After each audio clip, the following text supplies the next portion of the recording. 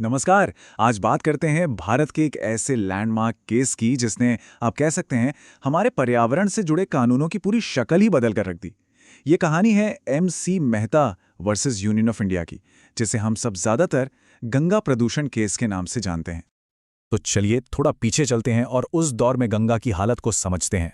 देखिए, वो सिर्फ एक नदी नहीं रह गई थी, वो तो एक खुला डंपिंग ग्राउंड बन चुकी थी। सोचिए, फैक्ट्रियों का जहरीला कचरा, शहरों का सारा गंदा पानी और भी न जाने क्या क्या, सब कुछ सीधा गंगा में बहाया जा रहा था। मतलब हालात वाकई बहुत ज्यादा बिगड़ चुके थे। और इन्हीं बिगड़ते हालातों के बीच एक बहुत बहुत बड़ा सवाल खड़ा हुआ। क्या एक नदी का मरना सच में लाखों लोगों के जीने के अधिकार का हनन हो सकता है? यही वो कह सकते हैं एक बुनियादी सवाल था जो सीधा भारत की सबसे बड़ी अदालत सुप्रीम कोर्ट के दरवाजे पर जा पहुंचा। तो चलिए अब इस मामले की थोड़ी और गहराई में उतरते हैं। सबसे पहले ये देखते हैं कि ये जो राष्ट्रीय संकट था, इसकी जड़ें आखिर थीं कहाँ। मतलब कौन सी वो चीजें थीं, कौन से वो प्रदूषक थे जो देश की सबसे पावन नदी का दम घोट रहे थे।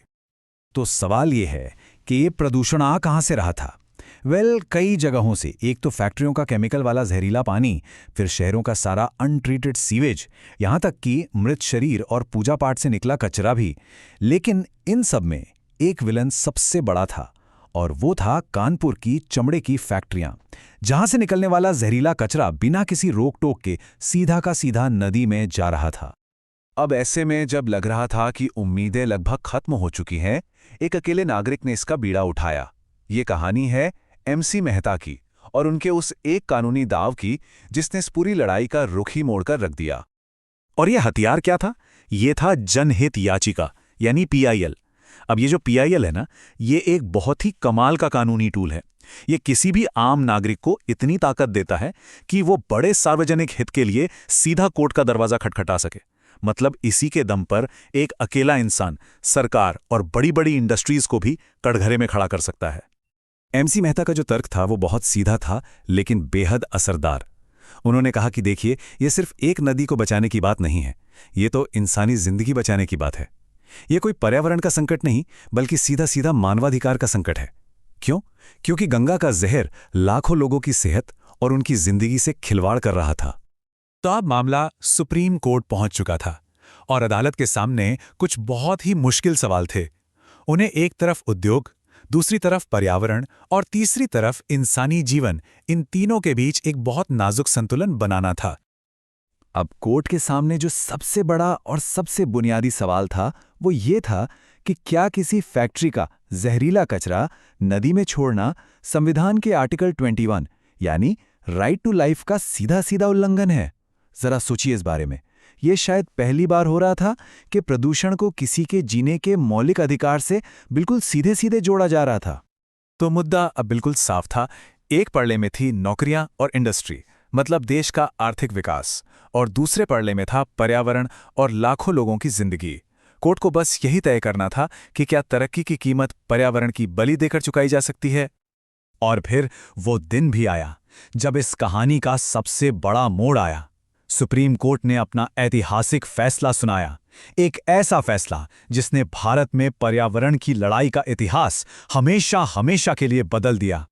जस्टिस ES वेंकटा रमैया और जस्टिस KN सिंह की बेंच का जो फैसला था वो बिल्कुल साफ था, सख्त था और डोटूक था। इसमें किसी भी अगर मगर की, आप कह लीजिए, कोई गुंजाइश ही नहीं छोड़ी गई थी।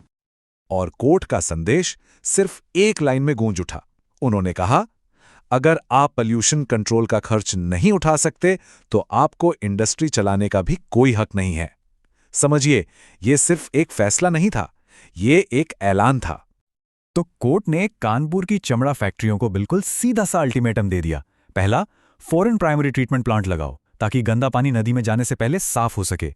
और दूसरा, अगर ये नहीं कर सकते तो बस अपनी फैक्ट्री पर ताला लगा दो, बात खत्म।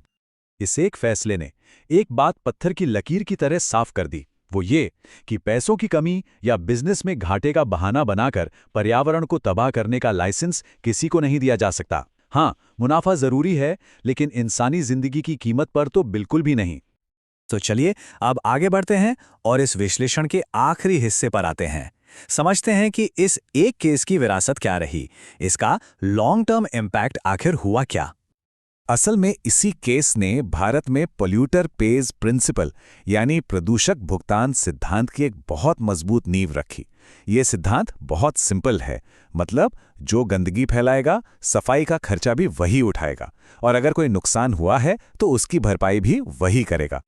तो सवाल उठता है कि आखिर ये केस इतना लैंडमार्क है क्यों? इसके 4 मुख्य कारण हैं। पहला, इसने भारत में पोल्यूटर पेज सिद्धांत को सही मायने में स्थापित किया। दूसरा, ये नदियों के पोल्यूशन से जुड़े आने वाले हर केस के लिए एक नज़ीर बन गया। तीसरा, इसने ये बात साफ कर दी कि नदी को गंदा करना राइट टू लाइफ का उल्लंघन है। और चौथा, इसने ये तय कर दिया कि पोल्यूशन को रोकने का जो भी खर्च होगा वो इंडस्ट्री को ही उठाना पड़ेगा। तो इस पूरे केस से हमें सीखने को क्या मिलता है? एक बहुत सीधी सी बात कि विकास ऐसा होना चाहिए जो जीवन दे, जीवन ले नहीं। डेवलपमेंट ऐसा हो जो सस्टेनेबल हो, डिस्ट्रक्टिव नहीं। और ये बात आज भी उतनी ही सच है जितनी उस वक्त थी। और ये पूरा मामला आज भी हम सबको एक बहुत अहम सवाल के साथ छोड़ जाता है। एक ऐसा सवाल जिस पर हम सबको सोचने की जरूरत है कि ये जो तरक्की है, जिसे हम प्रोग्रेस कहते हैं, इसकी असली कीमत क्या है?